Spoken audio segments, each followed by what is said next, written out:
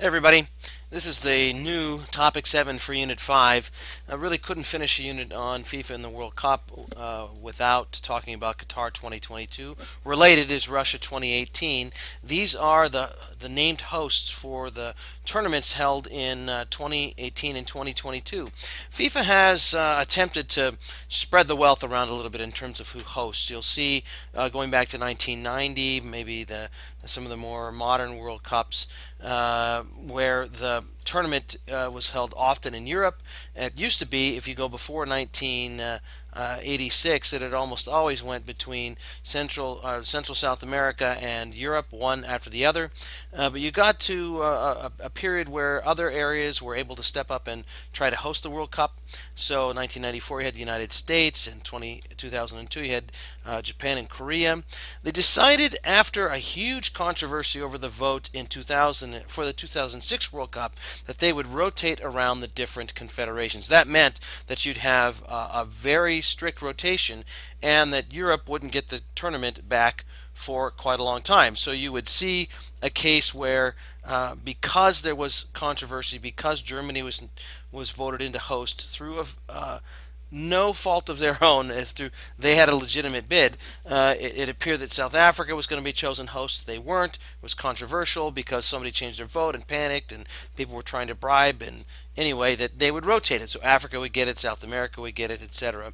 They decided to abandon that after only two tournaments being named in Africa and South America. Decided that they really couldn't touch into some of the big money markets that they wanted to, television markets and money markets that they wanted to. So they abandoned the rotation system pretty quickly. Now, it's actually abandoned in 2010 itself, when they're getting ready to bid the World Cups for 2018 and 2022. So it doesn't function until after 2014, but it's in place earlier than that. So because of the cycles of how things bid. When they abandoned the rotation system, they decided to bid two World Cup tournaments at the same time. They would bid 2018 and 2022. So there's a lot of places that got excited about the bid.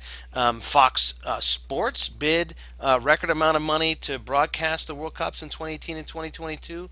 Surprised that they outbid ESPN, but they were going to try and get into soccer, and they figured because they have a very big broadcast deals with football, that they would have a nice summer property that they could market, and that they could market other U.S. games and things, and be really good. The U.S. Soccer Federation decided it would be a good candidate for either 2018 or 2022, and put all of their eggs in the 2022 basket, figuring that Europe was likely to get 2018, so they would support Europe, pull out, and agree.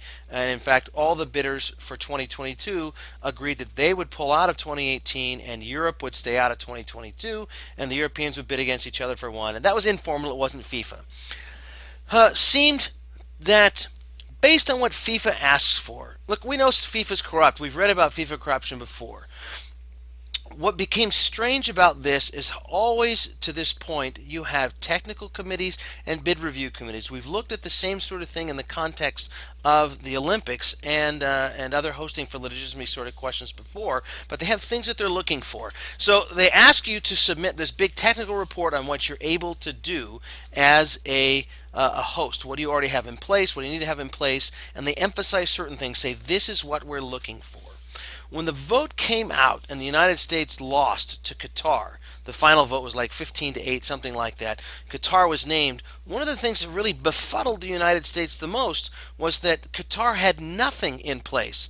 They don't have a single stadium. They don't have the other infrastructure that the report asked for. They have some very nice hotels, and it was confusing to the United States bidders because you had sort of abandoned all pretense of what actually seemed to be important in advance. For example, when we did our pre-bid announcement, we had more than 90 stadiums that could hold 50,000 or more people already built, all ready to go, already in shape, already TV ready, etc. And so that seemed to be something that was prioritized by FIFA, by the committee to name the host. And suddenly it wasn't. And so we're frustrated and upset. And if you look at FIFA's comments recently, they're saying, oh, we sure hope the United States hosts in 2026. We've said flat out, we're not bidding until you revise your bid process, because you say you want one thing, you bid on another.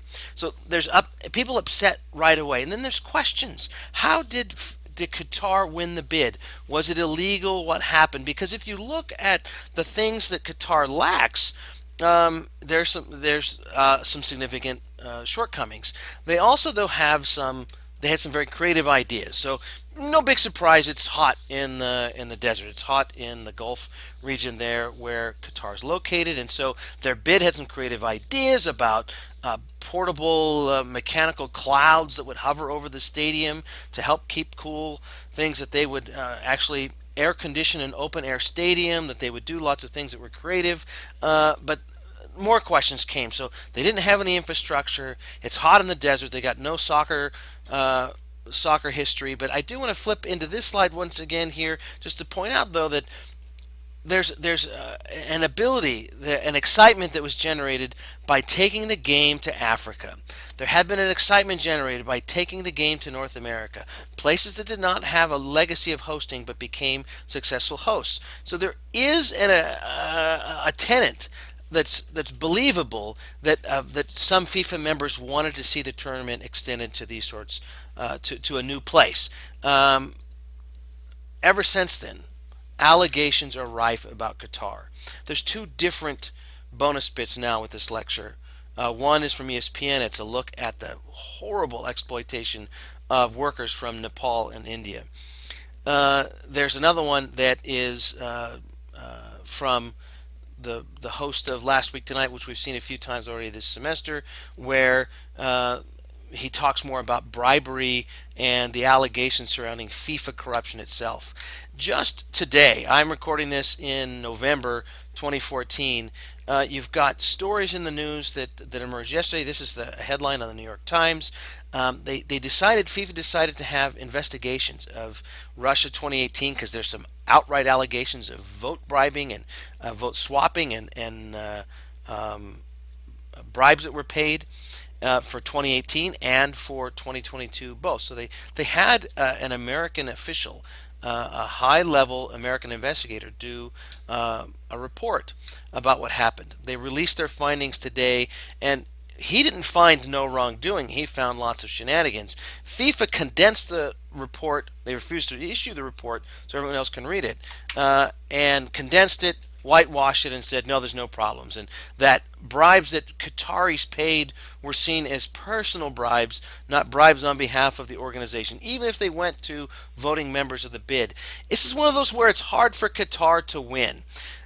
You've got lots of people upset. It's hot, so what do? Well, maybe you move it to the winter. Well, the leagues around the world tend to play over the winter. They're not interested in losing their ability to have their leagues, because you have to mess up their seasons, not just the season it's played, but the World Cup's played, but you have to mess up the ones before and after to adjust your other seasons. You got the Fox upset because now you took a property where you had lots of free time to show it, and you're going to show it during the NFL and or college football, and maybe even during the playoffs, and they're not happy.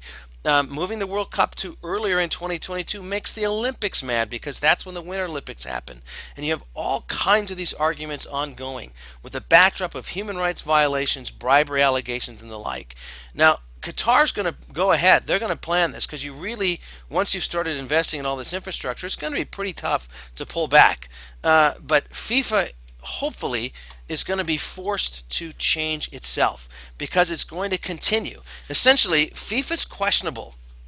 They've got questionable motives. They're powerful. They're above reproach. They sit as a quote-unquote non-profit organization that has billions of dollars in reserve.